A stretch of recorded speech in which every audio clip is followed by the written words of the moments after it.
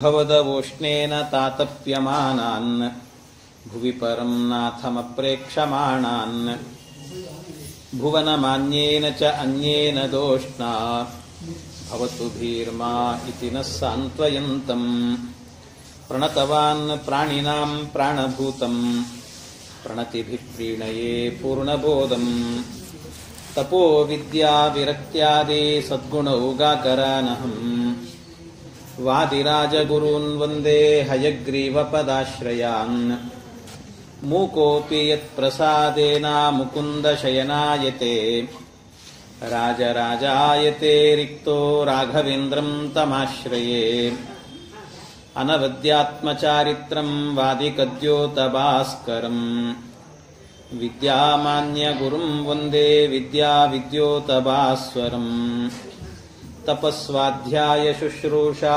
कृष्णपूजारतं मुनिम् विश्वेशमिष्टदं वन्दे परिव्राट् चक्रवर्तिनम् जन्माद्यस्य यतोऽन्वयादितरतश्चार्तेष्वभिघ्नस्वराट् तेने ब्रह्महृदाय आदिकवये मुह्यन्ति यं सूरयः तेजो वारिमृदां यथा विनिमयो यत्र त्रिसर्गो मृषा धाम्ना स्वेन सदा निरस्तकुहकं सत्यं परं धीमहि यं प्रव्रजन्तमनुपेतमपेतकृत्यं द्वैपायनो विरहकातर आजुहाव पुत्रेति तन्मयतया तरवोऽभिनेदुः तं सर्वभूतहृदयं मुनिमानतोऽस्मि निगमकल्पतरोर्गलितं फलं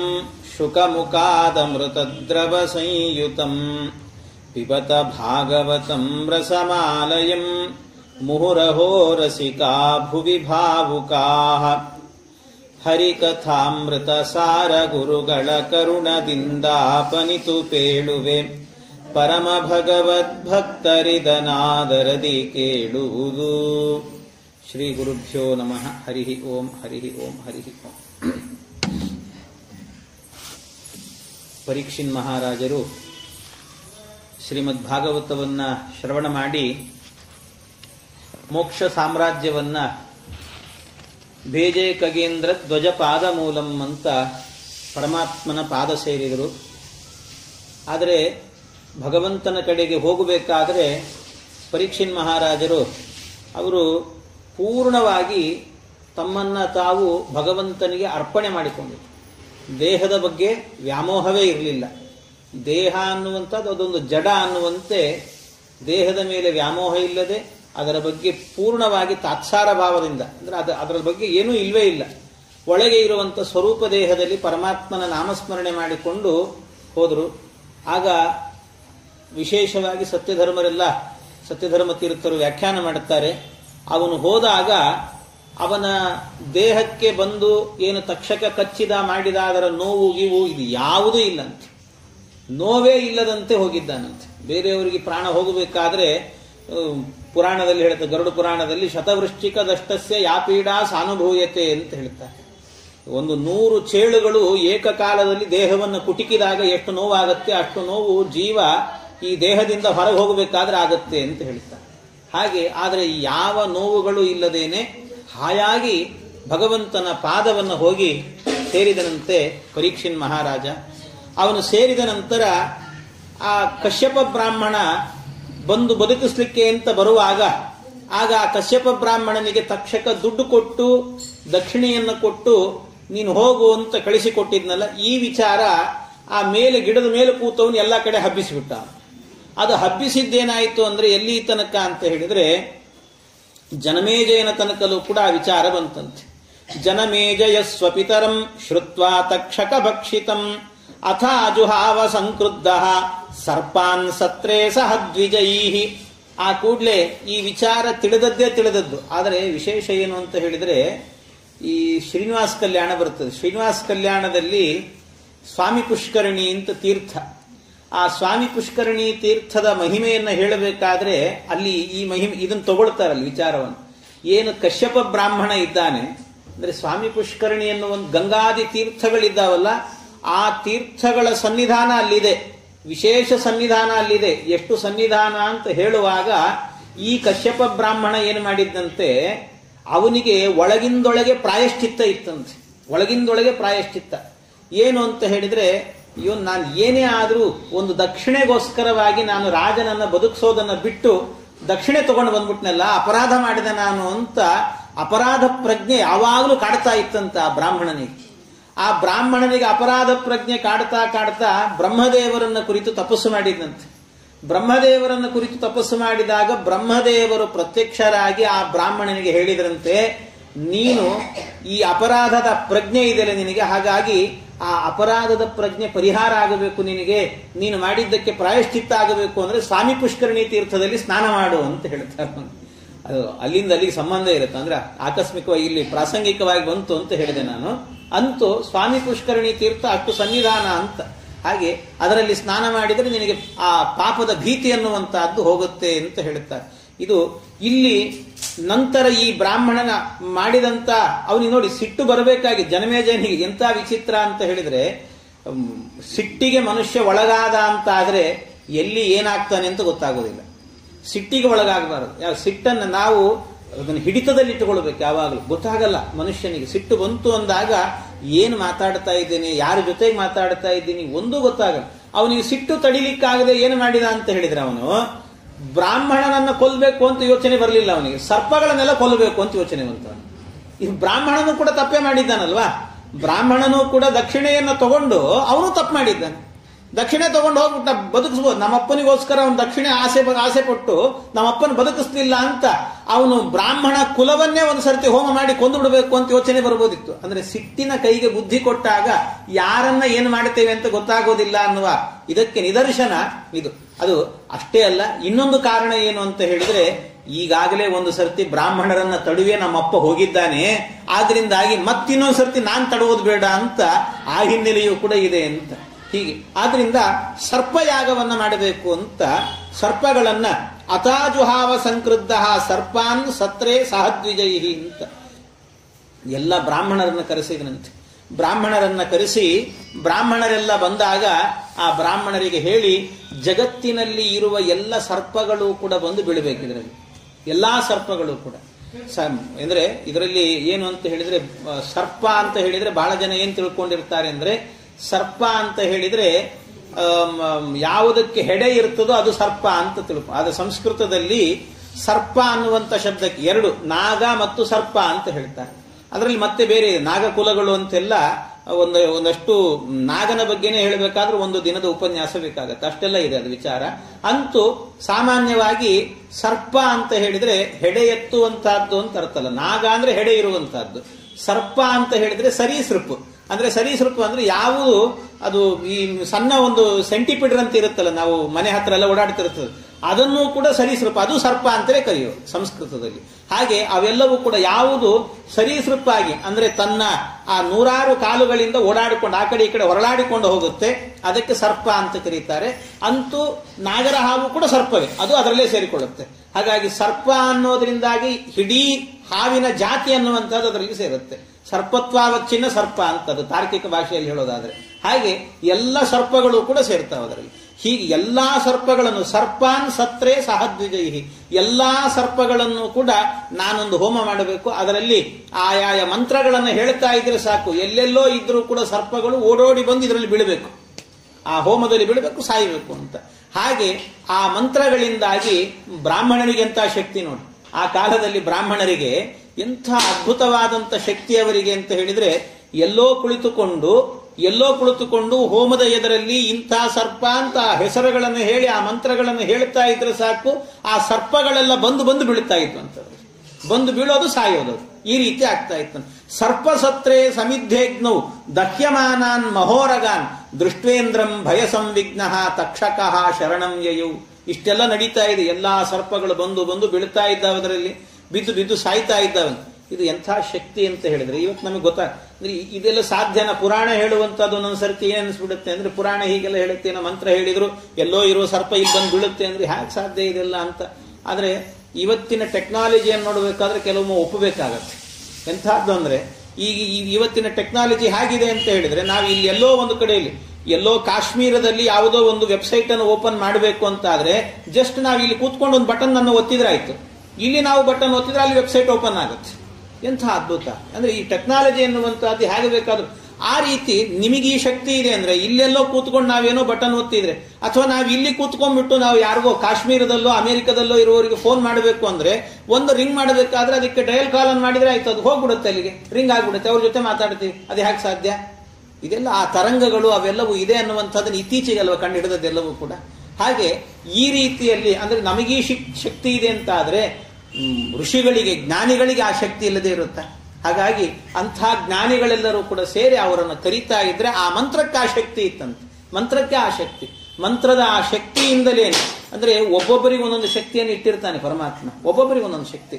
ಹಾಗೆ ಆ ಶಕ್ತಿಯಿಂದ ಋಷಿಗಳೆಲ್ಲರೂ ಕೂಡ ಮಂತ್ರದ ಶಕ್ತಿ ಇತ್ತು ಅವರಲ್ಲಿ. ಅವರು ಕರೀತಾ ಇದ್ರೆ ಎಲ್ಲ ಬಂದು ಬೀಳ್ತಾ ಇದ್ವಂತೆ. ಹೀಗೆ ಅದು ಬಂದು ಬೀಳ್ತಾ ಇದ್ದಾಗ ಎಷ್ಟು ಹೊತ್ತಾದರೂ ಕೂಡ ಅವನು ಕರೀತಾ ಇದ್ದಾನೆ. ಆದ್ರೆ ತಕ್ಷಕ ಮಾತ್ರ ಬರ್ತಾ ಇಲ್ಲಂತೆ. ಎಲ್ಲಾ ಸರ್ಪಗಳು ಕೂಡ ಎಲ್ಲ ಸರ್ಪಗಳು ಬಂದರೂ ಕೂಡ ತಕ್ಷಕ ಮಾತ್ರ ಬರಲಿಲ್ಲ. ಎಷ್ಟೊತ್ತಾದ್ರೂ ತಕ್ಷಕ ಬರಲಿಲ್ಲಲ್ಲ. ಈ ಕಡೆಯಿಂದ ಜನಮೇಜನಿಗೆ ಇನ್ನೂ ಸಿಟ್ಟು ಜಾಸ್ತಿ ಆಯ್ತು.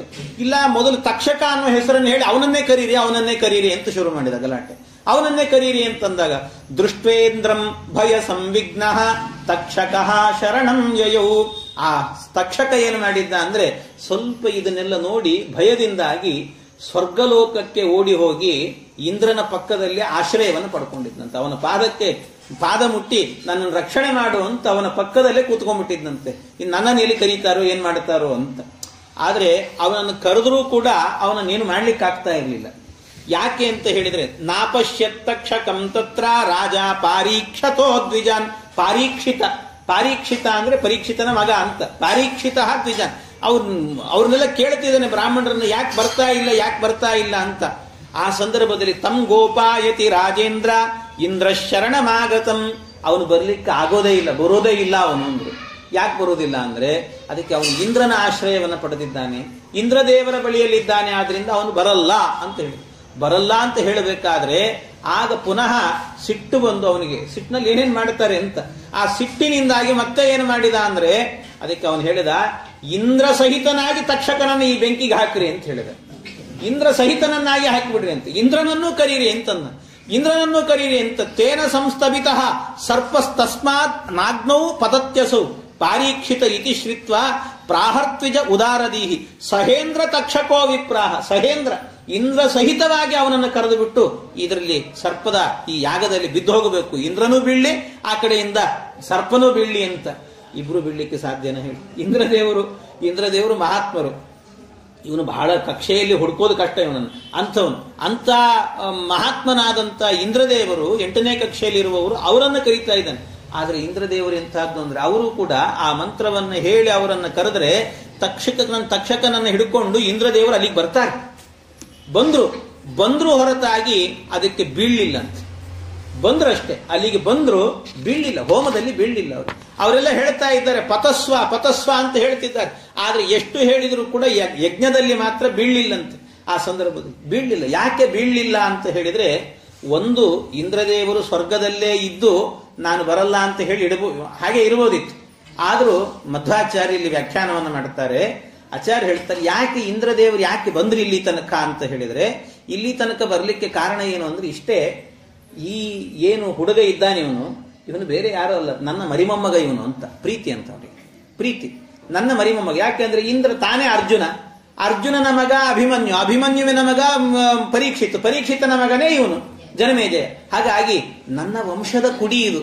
ಆದ್ರಿಂದ ನನ್ನ ವಂಶದ ಕುಡಿ ಆದ್ರಿಂದ ಅರ್ಜುನ ಇವನನ್ನು ನೋಡಿರ್ಲಿಲ್ಲ ಪಾಪ ಸರಿಯಾಗಿ. ಹಾಗಾಗಿ ಮೊಮ್ಮಗನನ್ನು ನೋಡಿ ಎತ್ತಾಡಿಸಬೇಕಾದ್ರೇನೆ ತಾತಂದ್ರಿಗೆ ಎಷ್ಟು ಆನಂದ ಆಗ್ತಿರ್ತದೆ.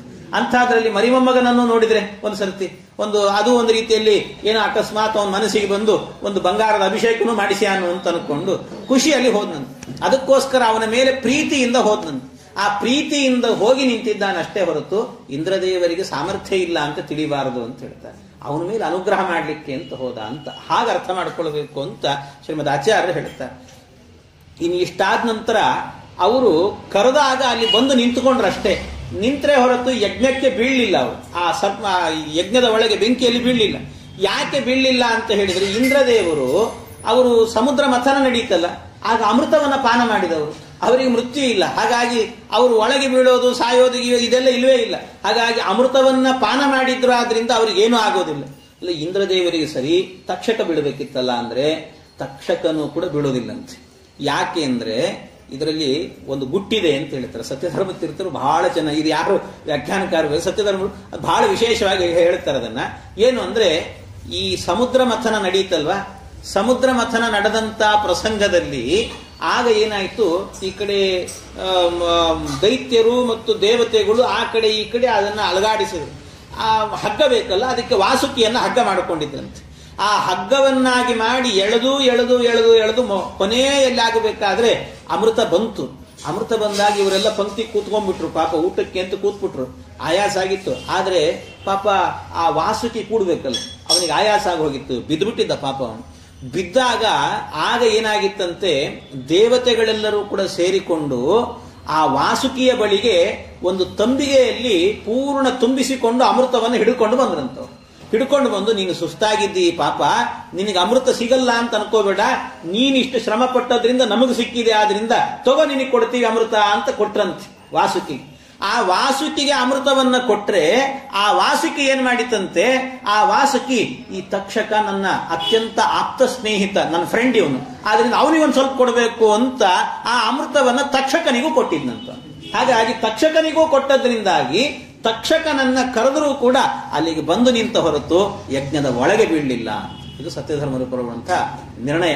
ಎಷ್ಟು ಅದ್ಭುತವಾಗಿ ಹೇಳುತ್ತಾರೆ. ಹಾಗೆ ಇವೆಲ್ಲ ಅಂದ್ರೆ ನಿಮಗೆ ಕಥೆ ಅಂತ ಅನಿಸ್ಬೋದು, ಆದ್ರೆ ಸಹಜವಾಗಿ ತರ್ಕಬದ್ಧವಾಗಿ ಯೋಚನೆ ಮಾಡುವಾಗ ಹೌದಲ್ಲ ಬೀಳಲಿಲ್ಲ ಯಾಕೆ ಅಂತ ಅನಿಸುತ್ತೆ. ಇದೆಲ್ಲ ಅವ್ರು ಹೇಳಿದಾಗ ನಮಗೆ ಅರ್ಥ ಆಗುತ್ತೆ. ಅವ್ರು ಹೇಳಲಿಲ್ಲ ಅಂದ್ರೆ ಈ ಹಿನ್ನೆಲೆ ಅನ್ನುವಂಥದ್ದು ನಮಗೆ ಎಲ್ಲ ಪುರಾಣಗಳು ಅವರೆಲ್ಲ ಕೊಟೇಶನ್ ಕೊಟ್ಟು ಹೇಳ್ತಾರೆ ಅದಕ್ಕೆ ಸತ್ಯಧರ್ಮ ತೀರ್ಥರು. ಹಾಗೆ ಅವರು ಎಲ್ಲಿ ಏನು ಹೇಳಿದ್ರು ಅದು ಒಂದು ಅದ್ಭುತವೇ ಅವರದ್ದು. ಹಾಗೆ ಅಂಥ ವಿಶೇಷ ವಿಚಾರವನ್ನು ಹೇಳುತ್ತಾರೆ. ಹೀಗಾದ ನಂತರ ಕೊನೆಯಲ್ಲಾಗಬೇಕಾದ್ರೆ ಅಲ್ಲಿ ಯಾರೂ ಸಾಯಲಿಲ್ಲ ಅಂತ ನಿಂತಿದ್ದಾರೆ. ಆಗ ಅಲ್ಲಿ ಏನಾಯ್ತಂತೆ, ಒಬ್ಬ ಮುನಿ ಬರ್ತಾನೆ. ಅದು ಇಲ್ಲಿ ಹೇಳಲಿಲ್ಲ, ಆದರೆ ಆ ಸಂದರ್ಭದಲ್ಲಿ ಮಹಾಭಾರತದಲ್ಲಿ ಹೇಳುತ್ತಾರೆ. ಮಹಾಭಾರತದಲ್ಲಿರೋದನ್ನು ಇಲ್ಲಿ ಸೇರಿಸಿಕೊಳ್ಬೇಕು ಅಂತ ಸತ್ಯಧರ್ಮರು ಬರೆದಿದ್ದಾರೆ. ಅಲ್ಲಿ ಏನು ಆಯಿತು ಅಂತ ಹೇಳಿದ್ರೆ, ಒಬ್ಬ ಆಸ್ತಿಕ ಎನ್ನುವಂಥ ಮುನಿಗಳು ಬಂದ್ರಂತೆ. ಆಸ್ತಿಕ ಎನ್ನುವಂಥ ಮುನಿಗಳು ಬಂದು ಆಗ ಅವರು ಹೇಳ್ತಾರೆ, ಈ ಸರ್ಪಸತ್ರವನ್ನು ನಿಲ್ಲಿಸು ಅಂತ ಹೇಳಿದ್ರಂತೆ. ಅವರು ಸಾಯಲ್ಲ, ಅವರು ಅಮೃತವನ್ನ ಪಾನ ಮಾಡಿದವರು.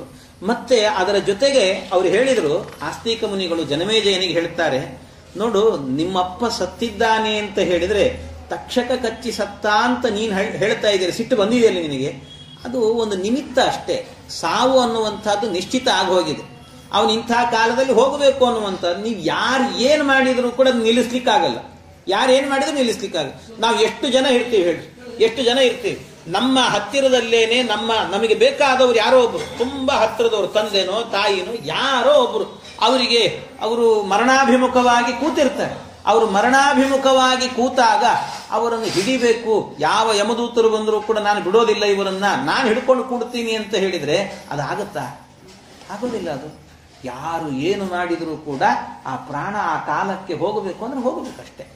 ಅದಕ್ಕೊಂದು ನಿಮಿತ್ತ ಬೇಕಷ್ಟೇ, ಯಾವುದೋ ಒಂದು ನಿಮಿತ್ತ. ತಕ್ಷಕ ಅನ್ನುವವನು ಒಂದು ನಿಮಿತ್ತ ಮಾತ್ರ ಅಷ್ಟೇ. ಅವನೇನ್ ಮಾಡ್ತಾನೆ ಪಾಪ, ಬ್ರಾಹ್ಮಣರು ಶಾಪ ಕೊಟ್ರು, ಶೃಂಗಿ ಶಾಪ ಕೊಟ್ಟ, ಆ ಶಾಪಕ್ಕೆ ಸರಿಯಾಗಿ ಶಾಪವನ್ನು ನಡೆಸಿಕೊಡುವಂತ ಕೆಲಸವನ್ನ ತಕ್ಷಕ ಮಾಡಿದ್ದಾನೆ ಅಷ್ಟೇ ಹೊರತಾಗಿ ಅವನೇನು ನಿಮ್ಮಪ್ಪನ ಮೇಲೆ ಸಿಟ್ಟಿಟ್ಟುಕೊಂಡಿರ್ಲಿಲ್ಲ. ಅವನಿಗೇನು ಸಿಟ್ಟಿರ್ಲಿಲ್ಲ. ಹಾಗಾಗಿ ಅವನ ಮೇಲೆ ನೀನು ಸಿಟ್ಟಿಟ್ಟುಕೊಂಡು ಇಡೀ ಸರ್ಪ ಕುಲವನ್ನೇ ನಾಶ ಮಾಡಬೇಕು ಅಂತ ಹೊರಟಿದೆಯಲ್ಲ, ಇದು ಯಾವ ನ್ಯಾಯ ಇದು ಅಂತ. ಯಾಕೆಂದ್ರೆ ಒಂದೊಂದು ಸರ್ತಿ ಏನಾಗುತ್ತೆ ಅಂದ್ರೆ ಸಿಟ್ಟಲ್ಲಿ ಏನು ಹೇಳ್ತಾರೆ ಅಂತ ಗೊತ್ತಾಗಲ್ಲ. ಇದರಲ್ಲೂ ಬರುವಾಗ ರಾಮಾಯಣದಲ್ಲಿ ಒಂದು ಪ್ರಸಂಗ ಬರ್ತದೆ. ರಾಮಾಯಣದಲ್ಲಿ ಕೈಕೇಯಿ ಏನು ಮಾಡುತ್ತಾಳೆ ಅಂದ್ರೆ, ರಾಮ 14 ವರ್ಷಗಳ ಕಾಲ ಅವನು ಕಾಡಿಗೆ ಹೋಗಲಿ ಅಂತ ಹೇಳ್ತಾಳೆ. ಆಗ ದಶರಥನಿಗೆ ಸಿಟ್ಟು ತಡ್ಕೊಳ್ಳಿಕ್ಕಾಗಲ್ಲ. ಈ ಮಾತು ಕೇಳಿ ಎಂಥ ಮಾತಾಡಿದಲ್ಲ ಇವಳು ಅಂತ ಆ ಕೈಕೇಯಿ ಮೇಲೆ ಸಿಟ್ಟಿನಿಂದಾಗಿ ಸಮಗ್ರ ಸ್ತ್ರೀ ಕುಲವೇ ನಾಶ ಆಗಲಿ ಅಂತ ಹೇಳ್ತಾನೆ. ಒಂದ್ಸರ್ತಿ ಸಮಗ್ರ ಸ್ತ್ರೀ ಕುಲವೇ ನಾಶ ಆಗಿ ಹೋಗಲಿ ಅಂತ ಹೇಳ್ತಾನೆ. ಸಮಗ್ರ ಸ್ತ್ರೀ ಕುಲ ನಾಶ ಆಗಲಿ ಅಂದಾಗ ಅವನಿಗೆ ಮತ್ತೆ ಅವನ ಸ್ಥಿಮಿತತೆ ನೋಡಿ, ಅದು ಒಂದು ಕ್ಷಣ ಬಿಟ್ಟು ಮತ್ತೆ ಹೇಳ್ತಾನೆ ಅವನು, ನಬ್ರವೀಮಿ ಸ್ತ್ರೀಯ ಸರ್ವಾಹ ಭರತಸ್ಯೈವ ಮಾತರಂ ಅಂತ ಹೇಳ್ತಾನೆ.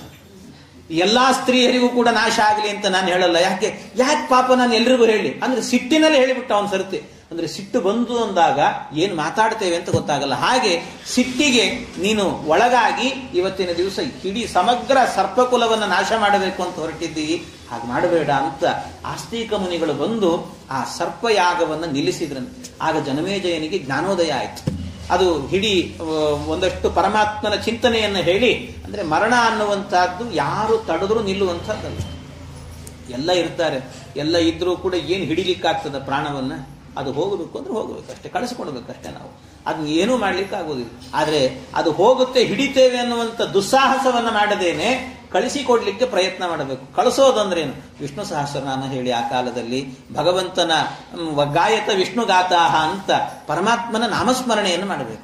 ಆ ನಾಮಸ್ಮರಣೆಯನ್ನು ಮಾಡ್ತಾ ಮಾಡ್ತಾ ಕಳಿಸಿಕೊಡ್ಬೇಕಂತೆ. ಅದಕ್ಕೆ ಇಲ್ದಿದ್ರೆ ಹೇಗಿರುತ್ತೆ ಅಂದ್ರೆ ಮರಣಕಾಲ ಅನ್ನೋ ನಾನು ಆಗಾಗ ಹೇಳ್ತಿರ್ತೇನೆ.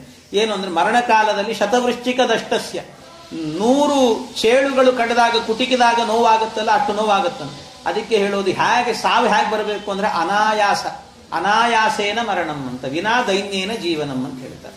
ಅನಾಯಾಸವಾದ ಮರಣ, ಅನಾಯಾಸವಾದಂತ ಮರಣ ಎನ್ನುವಂತಹದ್ದು ಬರಬೇಕು ಅಂತ ಆದ್ರೆ ಅದಕ್ಕೆ ಏನಾಗಬೇಕು ಅಂದ್ರೆ ಆ ಕಾಲದಲ್ಲಿ ನಿರಂತರವಾಗಿ ಭಗವಂತನ ನಾಮಸ್ಮರಣೆ ನಡೆಯಬೇಕು, ಪರಮಾತ್ಮನ ನಾಮಸ್ಮರಣೆ. ಹಾಗಾಗಿ ನಿನ್ನಪ್ಪ ನಿರಂತರವಾಗಿ ಭಗವಂತನ ನಾಮಸ್ಮರಣೆ ಮಾಡಿದ್ದಾನೆ. ಆ ನಾಮಸ್ಮರಣೆಯಿಂದ ಜೀವ ಹೋಯಿತು ಅಂದ್ರೆ ಯಾವ ವೃಶ್ಚಿಕ ದಂಷ್ಟ ಯಾವುದೂ ಇಲ್ಲ, ಯಾವ ಸಮಸ್ಯೆನೂ ಇಲ್ಲ. ಯಾಕೆ ಅಂದ್ರೆ ಆ ಕಾಲದಲ್ಲಿ ವಿಶೇಷ, ಅದಕ್ಕೆ ಮಕ್ಕಳಿಗೆಲ್ಲ ಸಂಸ್ಕಾರ ಕೊಡಬೇಕು. ಮಕ್ಕಳಿಗೆ ಒಂದಷ್ಟಾದ್ರೂ ಆ ಕಾಲಕ್ಕೆ ಹೇಳಬೇಕಾದಂತ ಮಂತ್ರಗಳು ಅಂತ ಇರ್ತಾರೆ. ಅದಕ್ಕೆ ಪೌಮಾನ ಮಂತ್ರಗಳು, ಕರ್ಣ ಸೂಕ್ತ, ಇವೆಲ್ಲ ಕೆಲವಿರ್ತಾರೆ. ಆ ಮಂತ್ರಗಳನ್ನೆಲ್ಲ ಆ ಸಂದರ್ಭದಲ್ಲಿ ಕಿವಿಯಲ್ಲಿ ಹೇಳಬೇಕಂತೆ. ಪೌಮಾನ ಮಂತ್ರಗಳು ಹೇಗಿದೆ, ಅವನಿಗೆ ಊರ್ಧ್ವಮುಖನಾಗಿ ಅಂದ್ರೆ ಮರಣಾಭಿಮುಖನಾಗಿ ನಿಂತವನಿಗೆ ಏನಾಗುತ್ತಂತೆ ಆ ಸಂದರ್ಭದಲ್ಲಿ ಒಳಗಡೆಯಿಂದ ಕಣ್ಣಿಗೆ ಅವನಿಗೆ ದಿವ್ಯ ಚಕ್ಷುಸ್ಸು ಬಂದ್ಬಿಡುತ್ತಂತೆ. ನಾವು ಕಾಣಿಸೋದೇ ಇಲ್ಲ, ನಾವು ಯಾರು ಪಕ್ಕದಲ್ಲಿ ಇರ್ತೀವಿ ನಾವು ಕಾಣಿಸಲ್ಲ, ಅವನಿಗೆ ದಿವ್ಯ ಚಕ್ಷುಸ್ಸು, ಅದೊಂದು ದಿವ್ಯವಾದಂತ ಚಕ್ಷುಸ್ಸು ಬಂದು ಅವನ ಕಣ್ಣಿಗೆ ಕಾಣೋದೇನಾಗುತ್ತೆ ಅಂದ್ರೆ ಬರೀ ಯಮದೂತರೇ ಕಾಣ್ತಿರ್ತಾರಂತ, ಯಮದೂತರೇ ಕಾಣ್ತಾರೆ. ಆ ಯಮದೂತರು ಕಾಣುವಾಗ ಅವನಿಗೆ ಭಯ ಆಗತ್ತಂತೆ. ಆ ಭಯವನ್ನ ಪರಿಹಾರ ಮಾಡಲಿಕ್ಕೆ ಯದಂತಿ ಎಚ್ಚ ದೂರಕ್ಕೆ ಭಯಂ ವಿಂದತಿ ಮಾಮಿಹ ಪವಾಮಾನ ವಿತಜ್ಜಾಹಿ, ಈ ಎಲ್ಲ ಮಂತ್ರಗಳು ಯದಂತಿ ಎಚ್ಚ ದೂರಕ್ಕೆ, ಅವೆಲ್ಲ ದೂರ ಹೋಗಲಿ. ಭಯಂ ವಿಂದತಿ, ನನಗೆ ಭಯ ಉಂಟು ಮಾಡ್ತಾ ಇದೆ ಅಂತ ಹೇಳುವಂತ ಮಂತ್ರ. ಆ ಭಯವನ್ನ ಪರಿಹಾರ ಮಾಡುವಂತ ಪವಮಾನ ಅಂದ್ರೆ ಮುಖ್ಯ ಪ್ರಾಣ ಒಳಗೆ ಬಂದು ಕೂತ್ಕೋ ಅಂತ ಹೇಳಬೇಕು. ಆಗ ಮುಖ್ಯ ಪ್ರಾಣ ದೇವರು ಒಳಗೆ ಬಂದ್ರು ಅಂತಾದ್ರೆ ಒಳಗೆ ಕೂತ್ಕೊಳ್ತಾರಂತವ್ರು. ಆಗ ಜೀವಾತ್ಮನನ್ನ ಕರ್ಕೊಂಡು ಹೋಗ್ತಾರಂತೆ. ಹೇಗೆ ಜೀವಾತ್ಮನನ್ನು ಹೇಗೆ ಕರ್ಕೊಂಡು ಹೋಗ್ತಾರೆ ಅಂದ್ರೆ ಬರೀ ಜೀವಾತ್ಮ ಅಲ್ಲ, ಪರಮಾತ್ಮ ಜೊತೆಗಿರ್ತಾನಂತೆ. ಜೊತೆಗೆ ಜೀವಾತ್ಮ ಪರಮಾತ್ಮ, ಅವನ ಬಲಭುಜದಲ್ಲಿ ಪರಮಾತ್ಮನನ್ನ, ಎಡಭುಜದಲ್ಲಿ ಆಗಬೇಕಾದ್ರೆ ಜೀವಾತ್ಮನನ್ನ ಕೂಡಿಸಿಕೊಂಡು ಮುಖ್ಯ ಪ್ರಾಣದೇವರು ಆ ದೇಹದಿಂದ ಹಾರಿ ಹೋಗ್ತಾರೆ. ಹೀಗೆ ಹೋಗುವಂತಹ ಪ್ರಾಣ ಇದೆ ಅಲ್ವಾ, ಇದು ಯಾವ ನೋವು ಇಲ್ಲದಂತೆ ಅನಾಯಾಸೇನ ಮರಣ ಇಲ್ಲ. ಆ ಸಂದರ್ಭದಲ್ಲಿ ದೇವರ ನಾಮಸ್ಮರಣೆ ಬರ್ತಾ ಇಲ್ಲ, ಬರೀ ಹರಟೆ ನಡೀತಾ ಇದೆ, ಯಾರು ನೋಡ್ತಾ ಇಲ್ಲ, ಕಳಿಸ್ಬೇಕು ಅವರನ್ನು ಚೆನ್ನಾಗಿ ಕಳಿಸ್ಕೊಡ್ಬೇಕು ಅನ್ನುವಂಥದ್ದು ಇಲ್ಲ ಅನ್ನುವಂಥ ಸ್ಥಿತಿ ಇತ್ತು ಅಂದ್ರೆ ಆಗ ಬರಬಾರದ ಸಾವು ಅಂತ ಹೇಳ್ತಾರಲ್ಲ, ಅಂತಹ ಸಾವು ಬರ್ತದೆ.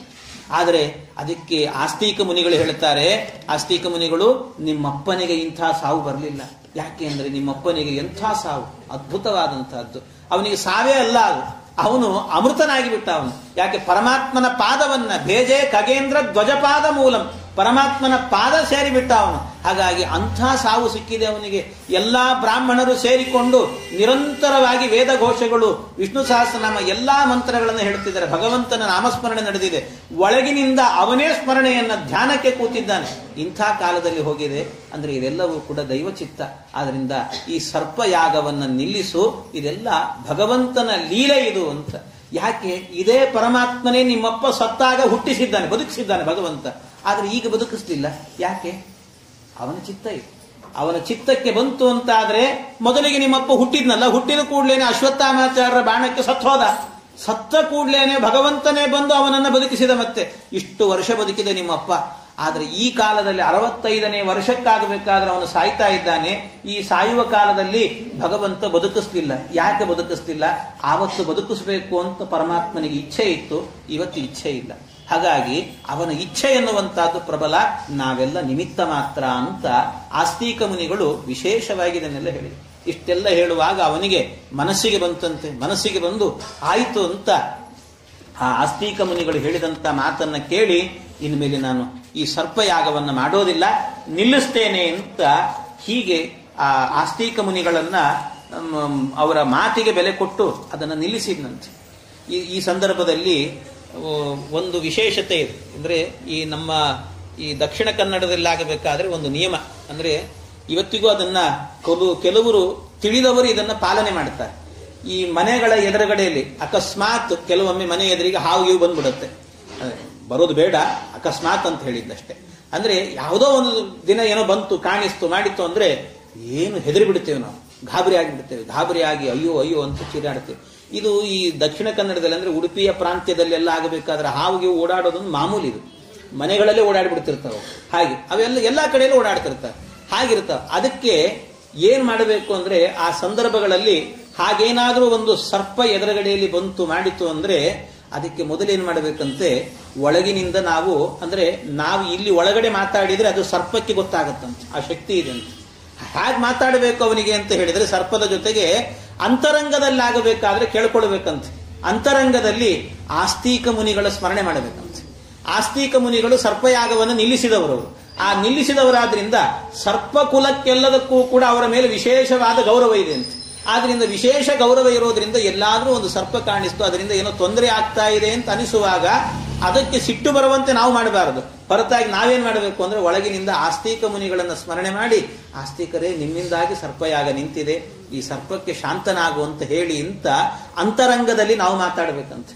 ಆ ಅಂತರಂಗದಲ್ಲಿ ನಾವು ಅದಕ್ಕೆ ಗೊತ್ತಾಗಲ್ಲ ಪಾಪ, ಆದ್ರೆ ನಾವು ಅಂತರಂಗದಲ್ಲಿ ಮಾತಾಡಿದ್ರೆ ಆ ಪ್ರಾಣಿಗೆ ಅರ್ಥ ಆಗತ್ತಂತ.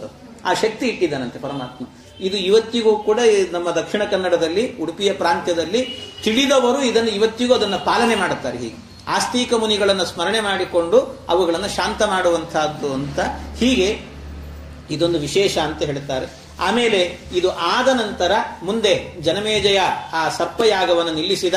ಇಷ್ಟಾದ ಮೇಲೆ ಮುಂದೆ ನಡೆಯುವಂತಹದ್ದೆಲ್ಲವೂ ಕೂಡ ಸೂತ ಮಹರ್ಷಿಗಳು ಶೌನಕರಿಗೆ ಹೇಳಿದಂತ ಭಾಗವತ.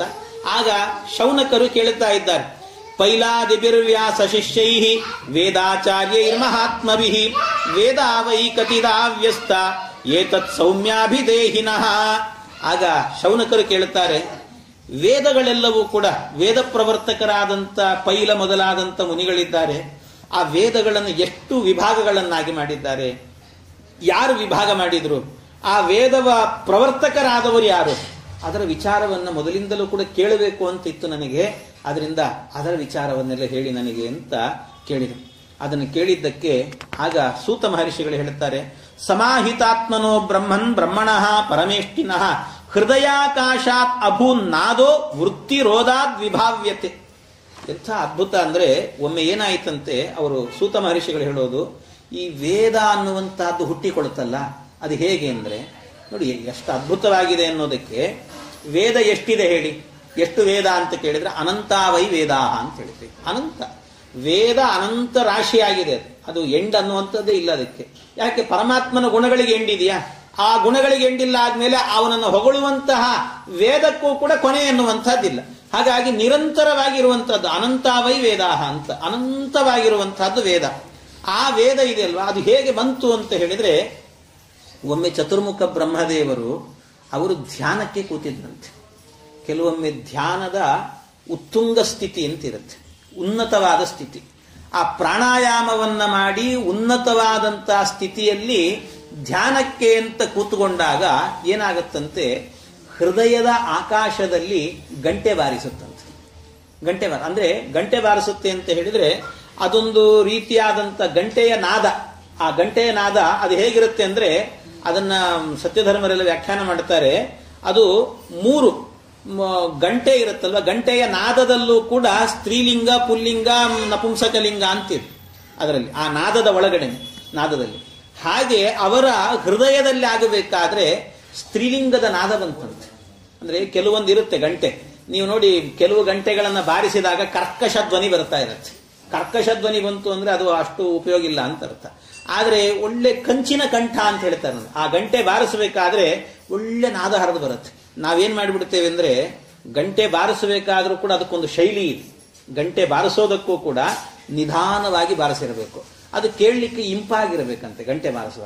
ನಾವು ಏನು ಆಗಮಾರ್ತಂತು ದೇವಾನಂ ಗಮನಾರ್ಥಂತು ರಕ್ಷತಂ ಕುರುಗಂಟಾರವಂತಂತು ದೇವತಾಹ್ವಾನಲಾಂಚನಂ ಹೇಳಿ ಆ ಗಂಟೆಯನ್ನು ಗಡಗಡಗಡ ಬಾರಿಸಿಟ್ಬಿಡ್ತೀವಿ. ಅದಕ್ಕೆ ರಾಕ್ಷಸರು ಓಡಿ ಹೋಗ್ಲಿ ಅನ್ನೋದಕ್ಕಿಂತ ಬರಲಿ ಅನ್ನೋ ಹಾಗಿರುತ್ತದೆ, ಹಾಗಾಗಿರುತ್ತೆ. ಆದರೆ ನಿಜವಾಗಲೂ ಗಂಟೆಯ ನಾದವನ್ನ ನಿಧಾನವಾಗಿ ಬಾರಿಸಿ ಆ ನಾದ ಹೊರಡಬೇಕಂತಂದ್ರೆ, ಹಾಗೆ ಒಂದು ಗಂಟೆ ಎನ್ನುವಂತಹದ್ದು ಚತುರ್ಮುಖ ಬ್ರಹ್ಮದೇವರ ಹೃದಯದ ಒಳಗಡೆ ಅದು ಬಾರಿಸಿತಂತ ಒಂದ್ಸರ್ತಿ ಧ್ಯಾನಕ್ಕೆ ಕೂತಾಗ. ಅವರು ಧ್ಯಾನಕ್ಕೆ ಕೂತಾಗ ಅದು ಬಾರಿಸಿದಾಗ ಅದರಿಂದ ಏನಾಯಿತಂತೆ, ಆ ಗಂಟೆ ಇತ್ತಲ್ವ, ಆ ಗಂಟೆಯ ನಾದದಿಂದ ಒಂದು ಶಬ್ದ ಹೊರಗೆ ಬಂತಂತೆ. ಆ ಶಬ್ದ ಹೊರಗೆ ಬಂತು.